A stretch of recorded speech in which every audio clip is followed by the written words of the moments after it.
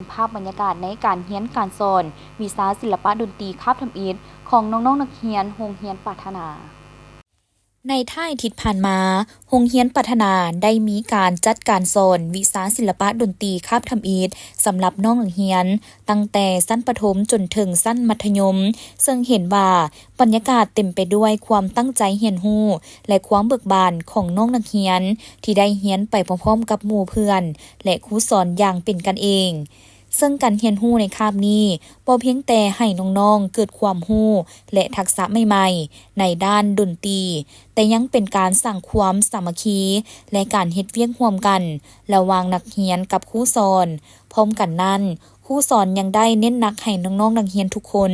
จงมีความมุ่งมั่นตั้งใจเรียนรู้และเอาใจใส่การเรียนแบบนี้อย่างสม่ำเสมอเพื่อให้การเรียนวิชาดนตรีเป็นพื้นฐานสำคัญในการพัฒนาตนเองและความสามารถในอนาคต